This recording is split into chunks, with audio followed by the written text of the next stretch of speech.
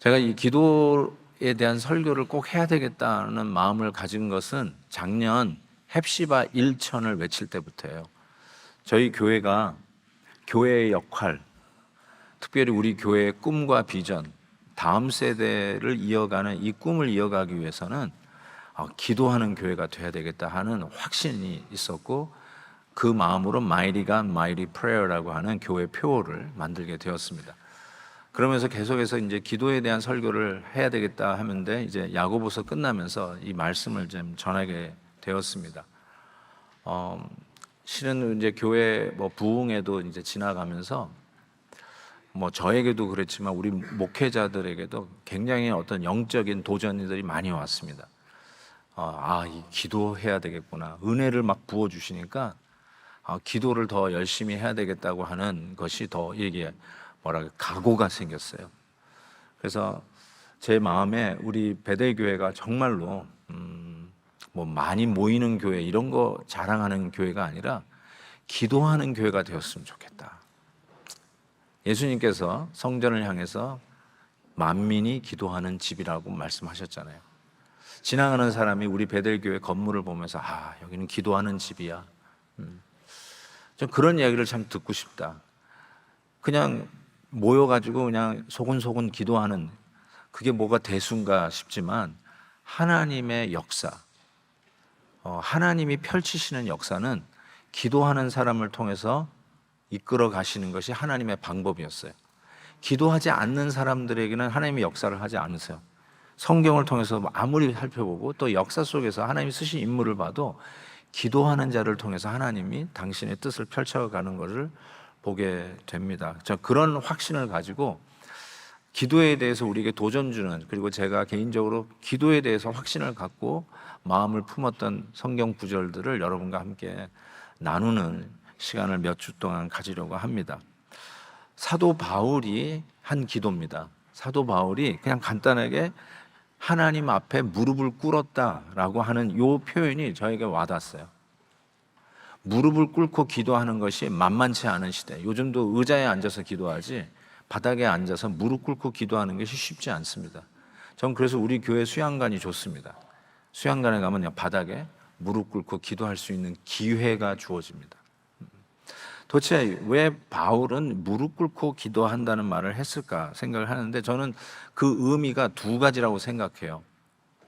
하나는 겸손한 태도라고 생각해요. 무릎을 꿇고 기도한다는 것은 하나님에게 겸손한 자기의 태도를 이렇게 가다듬는 모습이라고 생각해요. 서서 기도할 수도 있고요, 앉아서도 기도할 수도 있고, 심지어 누워서도 기도할 수는 있겠죠. 그렇지만 사도 바울이 무릎을 꿇고 기도한다는 것은 humble attitude, 겸손한 자세를 의미한다고 저는 생각해요. 그리고 또 하나는 무릎을 꿇는다는 것은 하나님 앞에 전적으로 의지한다는 뜻입니다. 전적으로 하나님 앞에 매달리겠다는 뜻입니다. 왜냐하면 하나님만이 이 기도에 응답해 주실 분이기 때문에 그래요. 그래서 utter dependence, 그게 무릎을 꿇는다는 겁니다. 우리가 왜 기도라는 주제를 가지고 말씀을 좀 들어야 되는가? 왜냐하면 기도가 생각만큼 그렇게 쉬운 일은 아니에요. 교회에서도 어떤 행사를 해도 제일 안 되는 행사가 기도하는 행사라고 하는 말이 있어요. 제가 매 주일 설교를요 한 10시간에서 15시간을 사용합니다. 이 한 편 설교를 위해서. 거의 변하지 않았어요. 제가 요령이 없어서 그런지 몰라도 좀 더 시간이 줄어들면 참 좋겠는데 그렇지 못하더라고요. 그런데 한 편의 설교를 해서 10시간, 15시간을 제가 쓰는데요, 10시간, 15시간 기도를 못해요. 그만큼 기도가 어렵다는 뜻이에요. 목회자인 저도 솔직히 여러분에게 고백하는데, 기도하는 시간을 뚝 잘라서 하나님 앞에 무릎 꿇는다는 이 기도가 왜 이렇게 힘든지, 쉬운 일이 아니에요. 그런 의미에서 도전이 되고, 그렇다고 해서 그냥 하지 말자 이런 말이 되겠어요? 기도하지 않으면 그 순간 죽는 건데, 기도를 쉬는 것이 죄라고 성경은 얘기하잖아요. 죄 짓는 건데. 그래서 우리는 좀 더 기도하는 자세로 하나님 앞에 무릎을 꿇는 교회가 되었으면 좋겠다는 소원을 가지고 말씀을 대합니다. 왜 우리가 기도하지 않을까 몇 가지 한번 이유를 좀 생각해 봤어요. 이유가 많이 있습니다. 아마 제가 더 많은 이야기를 여러분과 나눌 건데요. 그 중에 첫 번째는 스스로 문제를 해결할 수 있다고 믿는 사람은 기도하지 않습니다. 자기의 삶이 manageable하다, somehow manageable, 그러면은 기도 안 해요. 제가 허리가 많이 안 좋았었잖아요. 2주 전에 일부 예배 오면서 내가 오늘은 일부 예배 끝나는 게 제 목표였어요. 근데 그때 좀 기억나시는 분이 있는지 모르죠. 우리 목사님 두 분이 해서 안수기도 받고 그 자리에서 낳고 2부 3부를 다 설교를 다 했어요. 제가 그 기도의 어떤 능력을 이렇게 체험하게 되었는데, 일어나지를 못하면 하나님 앞에 기도를 하게 돼 있어요. 해결이 안 돼요. 일어나지를 못해요. 허리 아프셔 보면 아시잖아요. 그런데 약을 먹고 somehow pain을 manageable 하잖아요. 그럼 기도 안 해요. manageable 하다, 내 인생이 manageable 하다, 그럼 기도 안 합니다. 그런데 실은 여러분 manageable 해서 이 자리에 온 것 같지만 하나님께서 여러분의 신경 하나 뽑으면 전부 다 식물인간 되는 건 아시죠? 우리가 totally 하나님 앞에 depend, 의존되어 있는 존재라는 것을 때로는 하나님이 가르쳐 주세요. 우리가 몰랐을 뿐이지. 그래서 허리를 한 방 치시니까 나도 주여라는 소리가 저절로 일어나면서 주여야. 그러니까 여러분, 자기 인생이 매니저블 하다고 하는 사람은 기도 안 합니다. 무릎을 꿇지 않아요. 살만하면 기도 안 해요. 근데 원래 우리가 하나님 앞에 의지해야 사는 거거든요. 근데 자기가 스스로 살만하다고 생각하고 착각하고 기도를 하지 않습니다. 두 번째는 자기가 도덕적으로 별 하자가 없다고 생각하는 사람 기도하지 않습니다. 이 말은 뭐냐면 내가 그렇게 못된 사람이 아니라는 거예요. 내가 남에게 뭐 사기를 치거나 남에게 해를 끼치는 사람이 아니라 교육을 잘 받았어요. 그래서 somehow 그냥 이 도덕적으로도 큰 문제가 없어요. 이게 착한 사람들이에요. 쉽게 얘기해서 착한 사람들인데 이게 어디까지 가야 되면 신학적으로 얘기하면 나는 하나님의 구원이 필요한 죄인인 거를 자각하지 못하는 사람. 하나님이 나를 구원해 줘야 된다는 것, 죄로부터 나를 건져내야 산다는 이 사실을 깨닫지 못하는 사람, 하나님 앞에 의지하면서 기도를 할 수가 없죠. 나 근사하게 살고 있어. 뭐 하나님 앞에 읍소를 할 이유가 뭐가 있나? 그런 사람 기도하지 않습니다. 세 번째는 보이는 것이 전부라고 생각하는 사람도 기도하지 않습니다. 여러분은 알다시피 보이지 않는 세계가 보는 세계보다 훨씬 큽니다. 그렇죠? 우리가 보는 이게 전부가 아니잖아요. 이 교회 밖이 훨씬 더 크죠. 꼭대기 산에 올라가서 내려다보는 와 대단하다 크다라고 할 수 있지만 그것도 보이지 않는 세계하고 비교하면은 비교가 되지 않습니다. 영적인 것은 어떨까요? 실은 영적인 것은 더 큽니다. 하나님은 우주보다 더 크신 분이에요. 그 하나님께서 이 세상을 창조하셨어요. 하나님은 보이지 않습니다. 근데 보는 것이 전부라고 생각하는 사람, 어쩌면 이분들도 부지런한 사람이에요. 보는 게 전부니까 있는 그대로를 다 운명같이 팔자련이 하고 받아들이는 사람이에요. 그래서 뭔가 바꾸려고 하지 않아요. 뭐 이게 전부인데 뭐. 그렇지만 보이지 않는 영적 세계가 더 크다는 걸 아는 분은, 그리고 이 역사의 배후에 하나님이, 보이지 않는 하나님이 계시다는 걸 인정하는 분은 기도하죠. 그런데 보이는 게 전부라고 생각하는 사람은 절대로 그 하나님 앞에 기도하는 무릎을 꿇지 않을 겁니다. 마지막으로 생각해 볼 거는 무릎 수술한 사람도 기도하지 않다고 생각합니다. 우리 어머니가 무릎 수술했거든요. 무릎을 못 꿇어요. 그러니까 육체적인 한계가 있는 분들 무릎 못 꿇어요. 그렇지만 아까도 얘기한 것처럼 무릎 꿇는다는 거는 몸 있는 그대로 무릎을 꿇을 수도 있지만 하나님을 향한 humble attitude, 마음의 무릎을 꿇고 기도하는 겸손한 기도는 드릴 수 있다라고 저는 생각합니다. 바로 이러한 걸 생각해 볼 때 사도 바울이 하나님 앞에 무릎을 꿇고 무릎을 꿇고 기도하셨다고 해서 For this reason I kneel before the Father 하면서 기도를 시작하십니다. 사도 바울, 여러분 뭐 사진을 보신 적이 있을지 모르겠지만 사도 바울은 굉장히 왜소했다고 그래요. 그리고 그 사도 바울의 그 얼굴 모양을 표현한 거 보니까 양쪽 눈썹이 서로 닿았다 이렇게 돼 있어요. 눈썹이 일자라고 그럽니다. 그리고 대머리였대요. 뭐 대머리가 나쁜 건 아닌데 어쨌든 대머리였어요. 예, 저도 곧 대머리가 될 것 같아요. 어쨌든 그 다음에 그 다리가 이렇게, 이걸 무슨 다리라고 그러죠? 이렇게 다리가 휘었어요. 예? 옷다리라고 그래요. 오다리. 아, 동그랗다고 오다리. 오다리라고 그랬어요. 자, 그러니까 볼품이 없는 사람이었어요. 요즘은 참 이게 본때가 나야 뭐 이렇게 그 사람 얘기라도 들어주는데, 쉽게 얘기해서 본때가 안 나는 사람이었어요. 근데 그 사람이 기독교 역사상 최고의 인물로 세계사에서는 꼽습니다. 유럽의 지도를 바꾼 사람이고, 기독교가 서진을 하게 되는 일에 혁혁한 공을 세웠고, 예수님 빼고 기독교 하나만 놓고 봤을 때 가장 공이 큰 사람을 누구를 꼽냐면 사도 바울을 꼽습니다. 세계 역사 인물에 나오는 게 사도 바울이에요. 성경책에만 나오는 게 아니라 세계 역사 인물에 기독교가 현재의 기독교가 되게 하게끔 한 가장 공이 많은 사람, 사도 바울.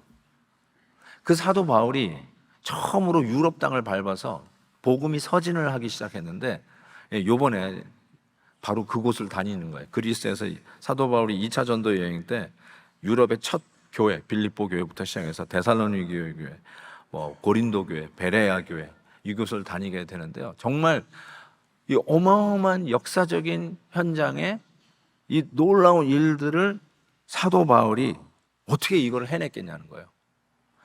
그 누구도 사도 바울이 그런 일을 할 것이라는 상상을 못했는데, 사도 바울이 이 엄청난 사명을 에베소서 3장에서 받아요. 그 전에 이러므로 내가 기도한다고 그랬는데, 이러므로가 뭐냐면 이 복음을 내가 위하여 일꾼이 되었다라고 이야기합니다. 근데 내가 누구냐? 지극히 작은 자보다 더 작은 내가 나 같은 사람이 뭘 어떻게 이런 일을 하겠나 했더니, 바로 하나님 앞에 받은 이 사명을 위해서 이 비밀의 경륜의 어떠한 것을 드러내기 위해서 하나님 앞에 무릎을 꿇었다는 거예요. 그걸 통해서 그 누구도 기대하지 못했던 엄청난 사건이 유럽을 복음화하는 이 일에 마게도니아 환상을 보고 유럽 땅을 밟아 첫 교회를 세우게 된 것이죠. 이거는 하나님만이 하실 수 있는 것이기 때문에 하나님 앞에 겸손히 무릎 꿇고 하나님을 전적으로 의지하는 기도를 드렸다고 할 수 있죠. 시편 127편에 여호와께서 집을 세우지 아니하시면 세우는 자의 수고가 헛되며, 믿으십니까? 집은 내가 짓는 건데 하나님이 집을 세워주셔야 내가 집을 짓는 수고가 헛되지 않대요. 또 성을 지켜주지 아니하시면, 지키는 거는 파수꾼이 잠을 안 자고 보초를 서야 지키는데, 아무리 우리가 잠을 안 자고 보초를 쓴다 하더라도 하나님이 이 성을 지켜주지 않으면 파수꾼이 잠을 안 자고 지킨다 해도 그것이 다 헛거다. 이거 믿으세요? 아무리 조심하게 운전을 해도 뒤에서 와서 박는데 어떡하겠어요? 하나님이 안 지켜주시면요, 아무리 조심스럽게 운전하고 바들바들 떨면서 운전을 해도 뒤에 와서 폭 받아버리고 옆에 와서 툭 받아버리는데 어쩌겠어요? 내가 가서 사고 안 내는 거나 기도하면서 하려겠는데 남이 와서 들이박는데 그거 어떡하겠어요? 진짜 하나님이 안 지켜주시면 안 되더라고요. 집을 짓는 것도 목수가 집을 짓는 것 같은데 아니더라고요. 하나님이 집을 지어주셔야 돼요. 짓다가 하나님 한번 흔들어 보시면 짓다가 무너지더라고요. 그러니까 아무리 우리가 수고를 해도 하나님이 안 해주시면 안 되는 걸 알기 때문에 utter dependency, 하나님 앞에 전적으로 의지해야만 가능하기 때문에, 그래서 하나님 앞에 무릎을 꿇는다는 거예요. We need to kneel before our God. 하나님 앞에 무릎을 꿇는 이유가 바로 그거라는 거죠. 그래서 사도 바울이 이 엄청난 사명을 받고 하나님 앞에 무릎 꿇고 기도하지 않을 수가 없었다. 그렇다면 저와 여러분도 마땅히 그 하나님 앞에 무릎 꿇고 기도해야 된다라고 하는 그 마땅한 사실을, 당위성을 저는 아무리 강조해도 지나침이 없다고 생각합니다. 자, 하나님 앞에 어떻게 기도하는가 한번 힌트를, 짧은 구절이지만 배울 수 있습니다. 첫 번째로는 하늘과 땅의 하나님께 기도했다고 했어요. 하늘과 땅의 하나님. 하늘과 땅을 지으신 하나님이라는 뜻도 되겠죠. 그렇지만 이 말은 모든 것이 다 하나님이 지으신 거라는 뜻일 거예요. 한라산에서 백두산까지, 머리부터 발끝까지, 그런 뜻이에요. 하늘과 땅의 모든 것이 다 하나님의 것이라는 거죠. 이 모든 것이. 아이들에게 이런 거 한번 물어보신 적 있어요? 아빠 얼만큼 사랑해? 엄마 얼만큼 사랑해? 그러면 똑똑한 애들은 이렇게 얘기합니다. 하늘만큼 땅만큼. 안 물어보셨구나. 무섭죠? 무슨 답이 나올지. 얼만큼 사랑해? 하늘만큼 땅만큼. 그게 뭐예요? 그게 사이즈예요. 맥시멈 사이즈로 사랑한다는 뜻 아니겠어요? 하나님의 하늘과 땅의 하나님, 하나님 사이즈가 맥시멈 사이즈라는 뜻이 아니겠습니까? 자유의지, free will, 이게 굉장히 신학적으로 토론이 되기 좋은 주제 아니에요. 우리에게 free will이 있는가? 아니면 예정, 이미 다 정해져 있는가? 이거 가지고 막 갑론을박 하잖아요. 2000년 동안 계속해서 갑론을박 하는데 500년 전에 마틴 루터가 에라스무스하고 이 자유 신학자하고 프리 윌에 대해서 막 서로 얘기를 하다가, 아주 유명한 얘기예요. 하다가 마틴 루터가 에라스무스에게 이렇게 얘기했어요. Your God is too small. 네 하나님은 너무 작다. 이렇게 얘기했어요. 제가 여러분에게 똑같이 한번 묻고 싶어요. How big is your God that you pray? 기도하는 여러분의 하나님은 얼마나 큰지 한번 묻고 싶어요. 하나님의 사이즈는 하늘과 땅이에요. 맥시멈이에요.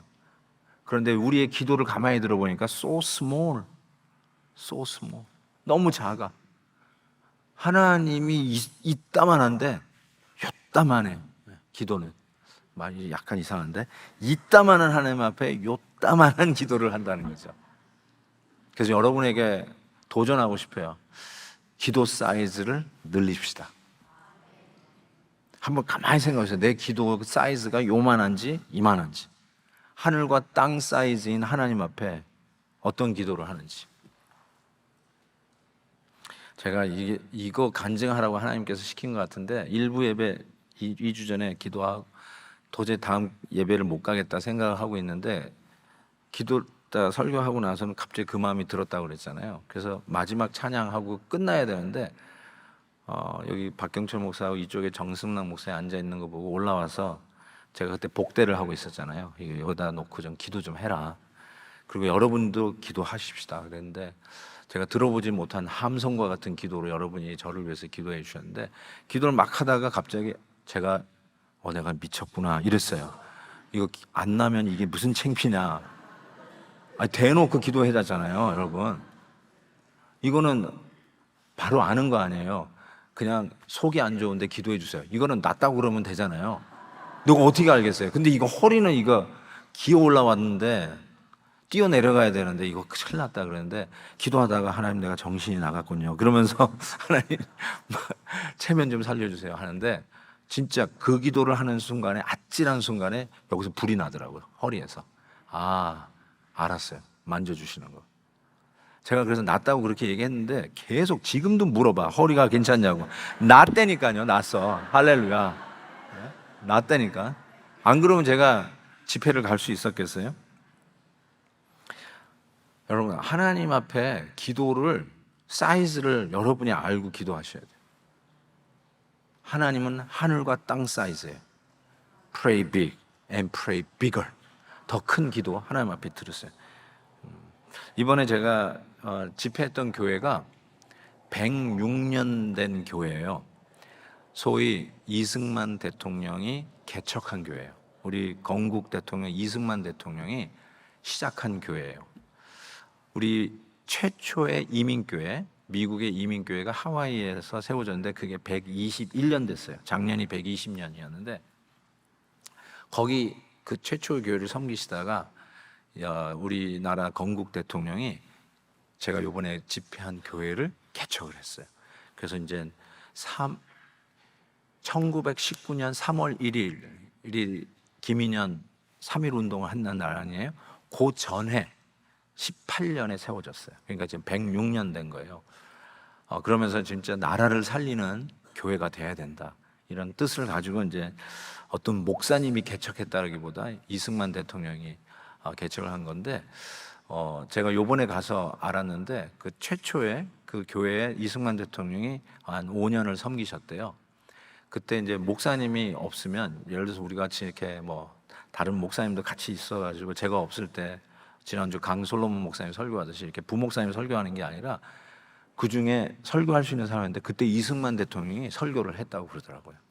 그러면서 이제 나라를 살리는 교회를 위해서 특별히 그 교회를 개척을 하게 되었는데요. 제가 요번에 가서 좀 본 게 뭐냐면 예배를 드리는데 찬송을 영어, 한국말로 다 불러요. 1절을 한국말로 하면 2절은 무조건 영어야. 뭐 아무도 그런 얘기 하는 사람 없는데 다, 그래서 보니까 전부 다 양쪽 다 하고 광고도 한국말로 하고 영어로 하고 그냥 자연스럽게 이게 모든 게 되더라고요. 아주 자연스러웠어요. 뭐 이게 동시통역 이런 게 아니라 아주 자연스러웠어요. 제가 정확하게 어제 우리가 드렸던 오이코스 예배가 그런 예배거든요. 내가 그렇게 자연스러운 예배를 드리고 싶어요. 우리 다음 세대들과 함께 있을 때, 여러분 집에 자녀들이, 영어하는 자녀들이 여러분 집에서 살고 있는데 부자연스럽습니까? 아니잖아요. 자연스럽잖아요. 여러분은 한국말로 하고 애들은 영어를 했는데 서로 다 알아들어. You wanna eat? 밥 먹을래? 다 알아들어. 뭘로 해도 다 알아들어. 그렇잖아요. 그런 것처럼 저는 오이코스 예배를 디자인을 하고 그렇게 나가야 된다 생각했거든요. 그러면서 했는데 그 교회가 그렇게 하고 있는 거야. 106년 된 교회 그렇게 하고 있더라고. 그리고 이제 식사를 하는데 교회 리더도, 우리 식으로 얘기하면 우리 교회 장로님들이죠. 이게 얘기하는데 그분들이 전부 다 영어를 하는 거예요. 보니까 4세야. 이민 4세. 그리고 주일학교 아이들이 다 이민 5세야. 이민 5세가 지금 교회 학교를 다니고 있는 걸 본 거예요. 우리 교회가 앞으로 한 40년, 50년 후에 될 모습을 제가 보게 된 거예요. 우리 교회가 우리 세대, 그리고 어떡한지 요 다음 세컨 제너레이션까지만 섬기고 문을 닫는 교회가 아니라 앞으로 100년, 200년을 볼 수 있는 현장을 보고 온 것 같아요. 그러면서 야, 다음 세대 살리는 거, 이거 하나님이 주신 꿈이고 비전이 맞다라는 생각을 했어요. 제가 지난 10년 동안 우리 영어 사역자들하고 계속 나눴던 얘기가 이거였어요. 지금 독립돼 있습니다. 여러분, 그 교회도 담임 목사가 있어요. 우리 바로 옆에 우리 댄남 목사가 담임 목사예요. 근데 그 전부터 계속 했던 게 뭐냐면, 우리가 사역적으로 재정적으로 서로 독립적으로 운영을 하더라도 한 가지 우리가 동의해야 독립한다는 게 뭐냐면, 우리가 교회 학교는 하나로 한다. 다음 세대는 같이 키운다. 당연히 따로따로, 우리 독립이니까 우리 따로따로 운영하자. 아니에요. 우리는 같은 캠퍼스에서 교회 학교는 하나로 운영한다. 그래서 다음 세대를 우리 같이 키워낸다. 이걸 동의하면 독립시켜주고 아니면 아니거든요. 그걸 누누이 얘기했는데 이게 맞아 떨어진 것 같아요. 그리고 제가 이렇게 얘기했어요. 앞으로 이민은 준다. 이민 줄어요. 캘리포니아만 빼고는 다 줄었어요. 그리고 팬데믹 때 미국의 한인교회가 100개 이상이 다 닫았어요. 줄어요. 교회는 줄어. 그래서 제가 이렇게 얘기했어요. 다음 세대는 더 잘하니까 앞으로 20년 후에는 본당을 바꾸자. 제가 그랬어요. 아멘 하는 사람이 하나도 없네요. EM이 여기 와서 예배 드리고 우린 줄 거니까 우린 저기 가서 예배 드리고, 지금은 우리가 EM을 업고 왔지만 20년 후에는 당신들이 우리를 업고 가라. 제가 그렇게 얘기했어요. 그런데 이거가 그냥 저의 생각 속에 있었는데 이번 106년 된 교회 가서 보니까 보이는 거예요. 예배를 바일링구얼리 전혀 문화, 언어 충돌 없이 예배를 자연스럽게 드리고, 그리고 했더니 교회 리더십은 전부 영어권이야. 4세야 4세. 되는구나. 하나님 이걸 보여주셨어요. 그래서 제가 다음 세대를 위해서 더 기도하게 되었고요. 하나님이 주시는 은혜가 얼마나 컸는지 몰라요. 조금 이따 또 나눠드릴게요. 여러분, 기도 하나님 사이즈로 하세요. 하나님 사이즈로 하세요. 이거는 안 될 것 같은데 그건 that's your size. 이거는 감히 뭐 이런 걸 되지도 않을 거 가지고 기도해. That's your size. 근데 pray as big as God. 하나님 사이즈로 기도하세요. 하나님은 하늘과 땅 maximize, 가장 크신 하나님이세요. 그 하나님 앞에 기도를 하세요. 기도를 스트레치 하세요. 누군가 여러분에게 Your God is too small. 여러분, 여러분의 하나님이 작은 게 아니에요. 여러분이 기도가 작은 거예요. 하나님 앞에 이렇게 기도하시기를 주의 이름으로 축복합니다. 우리 교회에 100년, 200년 후를 위해서 기도하세요. 그렇게 이루어질 것을 믿습니다.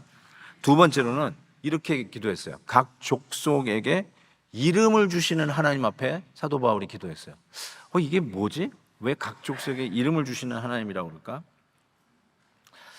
원래 하나님께서 이름을 지어주시는 하나님이었어요. 낮과 밤 하나님이 이름을 지었어요. 창세기 1장 5절 보세요. 하나님이 빛을 낮이라 부르시고 어둠을 밤이라 부르시니라. 하나님이 이름을 지셨어요. 그리고 그것을 만물의 영장이라고 하는 인간 아담에게 모든 각 생물을 종류 따라 이름을 짓도록 그 이름 짓는 일을 부여하셨어요. 이게 뭘 의미할까요? 이름 짓는 게. 이름 짓는다는 거는 뭐냐면 그것이 하나님 거라는 뜻이에요. It's mine 이라는 거예요. 이름을 적는다는 거는 내 거라는 뜻이에요. 여러분, 자녀들 이렇게 애를 낳으면 누가 이름을 짓습니까? 되게 아버지 아니면 할아버지가 짓지 않나요? 아니면 목사님이죠. 저도 이름 되게 많이 지었던 것 같아요. 성도님들이 목사님 이름 좀 지어달라고 그래서 하는데 아무에게나 지나가는 사람에게 이름 지어달라고 하지 않습니다. 소중한 사람에게 이름을 지어달라고 그래요. 그게 뭐냐면 어떤 소유를 얘기해요. 아주 소중한 사람들의 의미를 얘기해요. 하나님께서 이름을 붙인 거예요. 다 하나님 거란 뜻이에요. 연애하는 사람들끼리 남들이 안 부르는 이름, 별명을 부르는 경향이 있대요. 되게 꿀이라고 부르죠. 하이 꿀, 하이 꿀, 허니 이렇게 부르는데 그게 무슨 의미냐면 당신은 내 거란 뜻이에요. 다른 사람들이 다 부르는 이름으로 부르는 게 아니라 우리끼리만 부르는 이름으로 You are mine, I'm yours. 그래서 어떤 소유를 나타낸다. 이름을 짓는 것이. 자, 그렇다면 하나님께서 이름을 다 각 족속에게 이름을 주셨다는 말은 이 모든 족속이 다 하나님 거라는 거예요. 흑인, 백인, 동양인, 인디안, 아프리카인 전부 다 하나님께서 그 족속들을 다 이름을 주셨어요. 다 하나님 거예요. 그 어느 누가 우열이 있는 게 아니라 차별이 있는 게 아니라 모두가 하나님 앞에서 평등하다는 것을 이야기를 합니다. 당연하죠. 우리 한국 사람끼리가 더 편하죠. 편하죠. 그건 이해가 돼요. 그렇지만 그렇다고 해서 한국 사람 아닌 사람이 우리보다 열등한 존재는 아니잖아요. 하나님께서 모든 족속에게 이름을 주셨기 때문에 모든 족속이 다 평등하고 하나님의 자녀라는 것을 우리는 알게 돼요. 그 하나님 앞에 기도한다는 거예요. 모든 족속을 똑같이 이름을 지어주신 그 하나님 앞에 기도한다는 거예요. 이것이 굉장히 혁명적인 생각이라는 걸 이번에 알게 됐어요. 제가 이번에 영화 두 편을 봤는데 하나는 서울의 봄이라는 영화를 봤어요. 온 디맨드에 이렇게 이 영화가 떠 있더라고요. 그 다음에 또 하나는 우리 장로님이 우리 부목사님들 전부 같이 보라고 해가지고 티켓을 아예 사주셔가지고 건국 전쟁을 이번에 제가 하와이 가기 전에 그걸 보고 우리 목사님들이랑 다 같이 봤어요. 제가 그걸 보면서 참 여러 가지 많은 생각을 했어요. 우리 건국 대통령 이승만 대통령에 대해서 내가 몰랐던 걸 참 많이 알게 됐어요. 모든 두 영화를 봤는데 둘 다 제가 동의 못하는 부분도 있었어요. 제 솔직한 제 이야기를 말씀드립니다. 그럼에도 불구하고 내가 잘못 알고 있는 것, 그래서 책을 좀 읽기 시작했어요. 근데 제가 그 영화를 보자마자 어디 갔어요? 이승만 대통령이 개척한 교회를 가서 집회를 했잖아요. 갔더니 책이 있더라고요. 이승만 대통령이 한 책. 그래서 그거를 달라고 그래가지고 호텔에서 그 책을 다 읽었습니다. 그러면서 참 많은 것을 이렇게 깨닫게 됐어요. 저는 조선 왕조에서 자유민주주의, 국회, 의회 정치를 하는 우리나라로 이 변화하는 과정은 아무리 생각해도 인간적으로 해석이 안 되는 일들이 우리나라에게 일어난 것이 분명하다. 이거는 사람이 그렇게 하려고 해서 되는 게 아니라는 생각을 했어요. 여러분, 우리 한국 사람들은 좀 앉아서 얘기하다 보면 그냥 몇 분 안 가서 꼭 나오는 질문이 있어요. 어디 김 씨세요? 어디 박 씨세요? 그게 꼭 나와요. 어디 파세요? 이게 나와요. 그러면 양반이시네요. 아니 아직도 21세기 뭐 양반 이런 걸 따져요? 우리는 한국 사람이요 그거를 지금도 그것도 이 억만리 미국까지 와서도 어디 김씨냐를 따져요. 저가 어디 김씨라고요? 예. 어떻게 그거 아세요? 영문 김씨예요, 영문 김씨.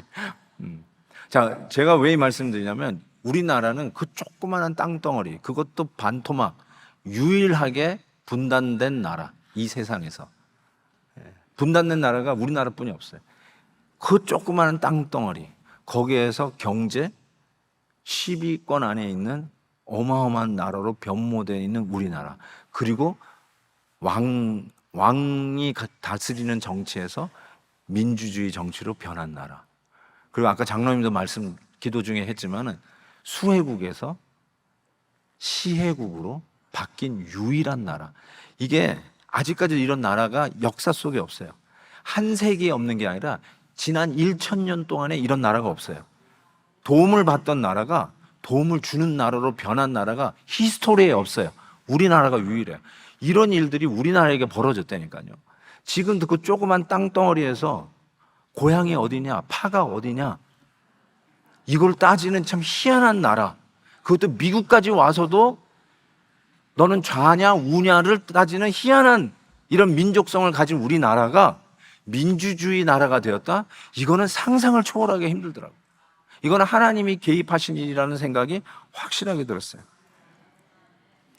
그냥 여러분 그냥 순수하게 들으세요. 제가 이번에 영화를 보고 책을 읽고 그리고 happen to be 이승만 대통령이 개척한 교회 가서 106년 된 교회 가서 부흥회를 하면서 깨닫게 된 거예요. 그 책을 보니까 이승만 대통령이 고등학교를 배제 학당을 나왔어요. 배제 고등학교. 배제 고등학교 나온 분이 계세요? 거기서 서재필을 만나요. 서재필은 어떤 사람이냐면 제가 필라델피아가 고향이잖아요. 필라델피아 맨날 할 때 서재필 기념관이 필라델피아에 있다니까요. 야, 서재필 훌륭한 분이구나. 그러기만 했지 이승만 대통령의 왜 기념관은 없지? 그런 생각을 해본 적이 없어. 이번에 영화를 보고 이그노어 됐구나. 이게 좀 지워졌구나. 이런 걸 좀 알게 되었어요. 그러면서 했는데 책을 보니까 배제학당에서 배웠어요. 배제학당이요, 우리나라 첫 선교사 아펜셀러 선교사가 세운 학교예요.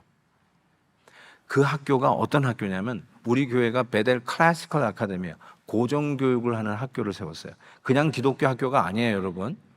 그냥 기독교 학교가 아니라 고정교육을 하는 기독교 학교를 우리 교회가 세웠잖아요.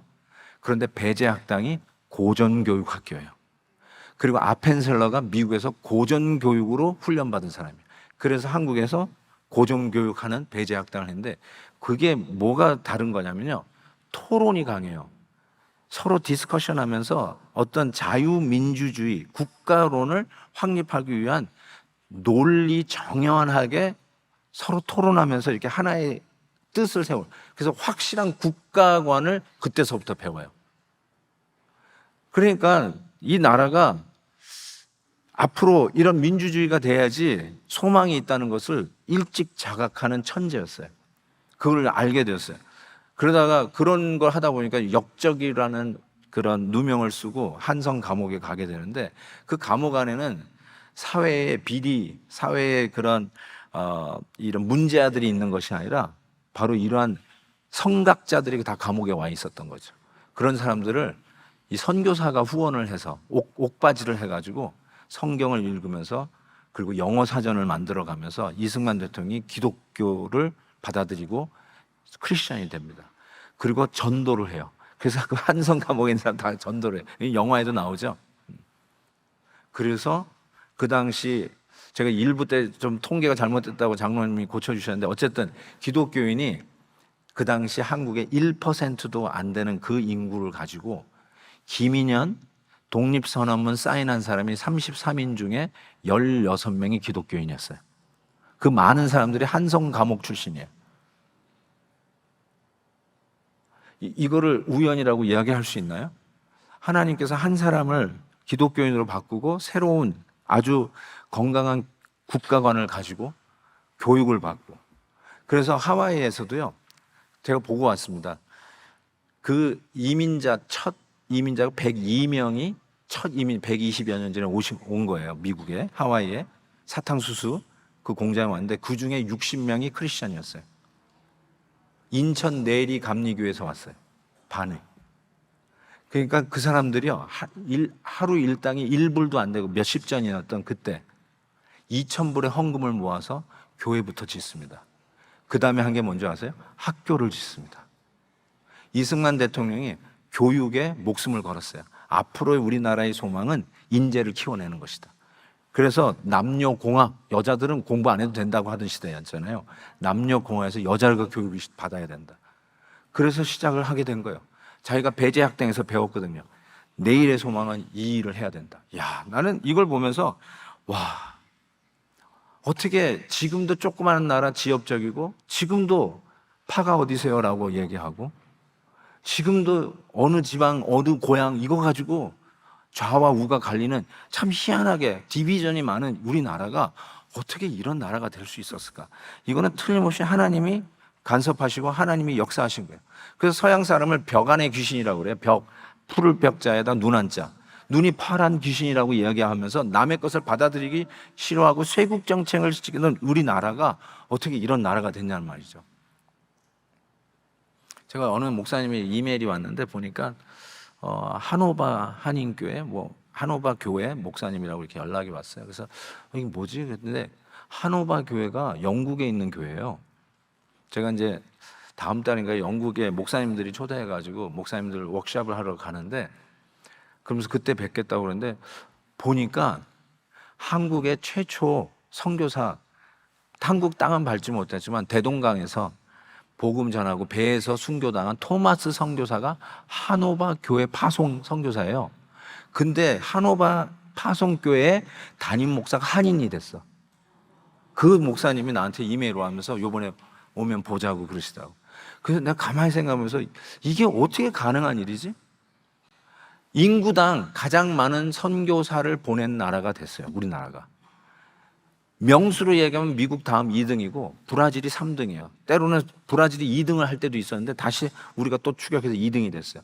그렇지만 인구당, 크리스찬 명수당 선교사 파송은 우리가 단연코 1등이에요. 미국보다도 앞서요. 어떻게 우리나라가 파란 눈을 가진 사람을 가지고 귀신이라고 이야기하던 우리나라가 세계 방방곡곡에 가장 많은 선교사를 파송한 나라가 되었느냐? 어떻게 됐느냐? 성경을 믿었기 때문에 그래요. 하나님이 어떤 하나님이냐? 각 족속에게 똑같이 이름을 지어주신 하나님인 걸 믿었기 때문에 그래요. 그래서 우리가 문을 열고 복음을 전하기 위해서 그것이 어디든지 태국이든지 어디든지 캄보디아든지 저 키르기스탄이든지 조지아든지 어디든지 하나님의 복음을 들고 가는 나라가 된 것이죠. 이 기독교 사상이 우리나라의 운명을 바꿔버렸고 현재 우리가 누리고 있는 이 모든 복이 여러분 제가 이승만 대통령 공과 과를 다 압니다. 실은 과만 알았어요. 저는 과만 알았는데 한 사람을 바꿔버리시더니 한 사람을 제대로 기독교관으로 배우게 하더니 우리나라가 왕정 정치에서 민주주의 정치로 바꾸고 첫 의회를 기도하면서 시작하는 나라가 되었다는 거. 이건 아무리 해봐도 사람이 해석할 수 없는, 하나님이 간섭하지 않으면 될 수가 없고 그 나라가 경제 대국이 되더니 세계에 가장 많은 선교사를 파송하는 나라가 된 거. 이걸 어떻게 여러분이 해석하시겠어요? 하나님이 우리나라에게 이 믿음의 복을 주셔서 모든 나라 사람들이 각 족속에게 이름을 주신 하나님인 걸 믿었기에 선교사로 보낼 수 있었던 나라가 된 것이죠. 우리 배도교가 지금도 얼마나 많은 선교지 나가요. 작년에도 20몇 팀이 나가고 올해도 지금 단기 선교 여전히 파송하려고 준비하고 있지 않습니까? 시간이 너무 갔네요. 이 얘기하다가 마지막으로 빨리 끝내겠습니다. 또 누구에게 기도하냐면 아버지 앞에 기도했어요. 그 크신 하나님이요, 바울이 뭐라고 무릎 꿇게 하냐면 아버지 앞에 기도한다고 그랬어요. 그 크신 하나님이, 전능하신 하나님이 He's my father, 내 아버지라는 거예요. 여러분, 누구에게 어려운 부탁을 할 때 우리가 얼마나 힘듭니까? 뭐 아쉬운 얘기를 할 때 얼마나 혹이라도 예의에 벗어날까 봐 옷도 제대로 입고 그냥 굉장히 조심스럽게 다가가가지고 부탁을 하잖아요. 그런데 하나님 사이즈의 그 사이즈의 기도를 하는데 그 기도를 하는 대상이 누구냐? 우리 아버지라는 거예요. 저는 이것이 너무나도 소중한 메시지라고 생각합니다. 어떻게 우리가 그 하나님을 아버지라 부를 수 있게 됐는가? 이러므로 하면서 무릎 꿇고 기도한다고 그랬는데, 이러므로 이전에 본문의 내용을 받아서 하는 건데 뭐라고 하냐면요, 너희가 외인도 아니요, 에베소서 2장 19절, 오직 성도들과 동일한 시민이요 하나님의 권속이라. 너희는 사도들과 선지자들 터 위에 세우심을 입은 자라. 예수 그리스도께서 친히 모퉁이돌이 되셨느니라. 그의 안에서, 예수 그리스도 안에서 우리가 건물마다 서로 연결되어 주의 성전으로 되어가고, 너희도 성령 안에서 하나님의 거하실 처소가 되기 위하여 예수 안에서 함께 지어져 가느니라. 예수 안에서 우리가 하나님을 아바, 아버지라 부르는 자가 되었다라고 하는 말이죠. 그래서 갈라디아서 4장에 너희가 아들임으로 하나님이 그 아들의 영을 우리 마음 가운데 보내사 아빠, 아버지라 부르게 하셨느니라. 많은 성경학자들이 이게 헬라어로 아바, 아버지 이렇게 돼 있어요. 그런데 이걸 아빠로 우리가 새 성경이 다 번역을 바꿔버렸잖아요. 아빠. 그걸 굉장히 못마땅하게 생각하는 성경학자들이 많아요. 왜냐하면 너무 되바라지게 했다는 거예요. 아빠? 어떻게 크신 하나님 앞에 예의도 못 갖추게 아빠라고 하냐. 그렇게까지 비판을 받을 정도인데, 여러분, 그래도 저도 뭐 솔직히 우리 아버지를 아빠라고 부른 적이 없어요. 어려워요, 아버지라는 말이. 그럼에도 불구하고 아바, 아버지, 아빠라고 번역한 이유가 뭐냐면, 그 크신 하나님이 우리가 예의를 갖추고 뭐 이렇게 좀 서로 나름대로 크레딧이 있어야 가서 얘기하는 분이 아니라, 정말로 우리가 그 기도를 자신 있게 나아가 기도할 수 있는 아버지라는 것이에요. 그 아버지 앞에 기도하는 거예요. 가끔 친구들이, 야, 네 아버지, 넌 좋은 아버지 둬서 좋겠다. 너 사업하려면 아버지가 돈 턱턱 내주고, 야, 넌 그렇게 일도 안 하는데 뭐 맨날 렌트비 다 대주고 먹고 사는 거 다 네 아버지가 대주고, 넌 참 좋겠다. 나도 그런 아버지 있으면 좋겠다라고 가끔씩 얘기하는 분 있죠. 예, 어제 그렇다 치십시다. 자, 그런데 뭐야, 그렇게 부러워하는 거 괜찮아요. 그런데 우리는 그런 거 부러워할 정도가 아니라, 전능하신 그 하나님이, 온 우주 만물을 말씀으로 창조하신 그 능력의 하나님이 우리 아버지예요. 그분이 우리 아버지라니까. 예? 뭐 돈 많은 아버지 부러워할 필요 없이 그 하나님이 우리 아버지라니까요. 그거 놓고 우리가 기도할 수 있다는 거예요. 제가 하나님 말씀 묵상하다 깨닫는 게, 하나님의 눈높이는 우리의 기도 무릎 높이다라는 걸 깨달았어요. 우리가 기도의 무릎을 딱 꿇을 때 그 전능하신 하나님이 우리 아버지예요. 그래서 뭘 부탁하려고 우리가 쭈삣쭈삣 할 때 눈높이를 우리 기도 무릎에 맞춰주시는 분이 우리 하나님 아버지세요. 예수님께서 기도할 때 이렇게 기도하셨어요. 눈을 들어 하늘을 우러러 이르시되. 예수님은 하늘을 우러러 보셨어요. 근데 우리는 무릎을 꿇고 기도해요. 그런데 무릎을 꿇고 기도하는데 하나님이 우리에게 그 기도 무릎 높이에 눈높이를 맞추셨어요. 왜요? 예수님이 하늘을 우러러 기도하셨어요. 이게 무슨 말이냐면, 예수님께서 우리의 죄를 대신 담당하여 십자가를 지심으로 말미암아, 잘 들으세요, 죄인들이 무릎 꿇고 기도하는 그 사람인데, 그 크신 하나님이 내려오셨어요. 우리의 눈높이에 맞추셨어요. 귀를 기울이세요. 신음하는 소리에도 응답하시는 그 하나님이 되셨다는 소리예요. 감히 올려다볼 수 없는 그 거룩한 하나님을 우리는 아바, 아버지라고 불렀어요. 예수님이 우리의 죄를 대신 담당하셔서 십자가에 못 박혀 죽으심으로 우러러 바라봐야 하는 그 주님께서 우리에게 하나님의 눈높이로 무릎을 꿇게 하셔서 우리의 기도를 듣게 하시고, 우리의 기도에 관심을 갖게 하시고, 우리의 기도가 하나님 사이즈에 비하지라도 하나님한테 무슨 사이즈가 있어요? 하나님 앞에 능치 못할 일이 뭐가 있어요? 하나님 앞에 무슨 원더 능치 못할 일이 있겠어요? 그 하나님께서 응답해 주시는 것을 믿습니다. 그래서 우리 교회 올해의 표어는 Mighty God, 우리 교회의 표어는 Mighty God, Mighty Prayer임을 분명히 믿습니다. 우리의 기도 무릎에 당신의 눈높이를 맞추시는 우리 하나님 앞에 크게, 넓게, big, huge, bigger 기도를 드리는 저와 여러분 될 수 있기를 주의 이름으로 축복합니다.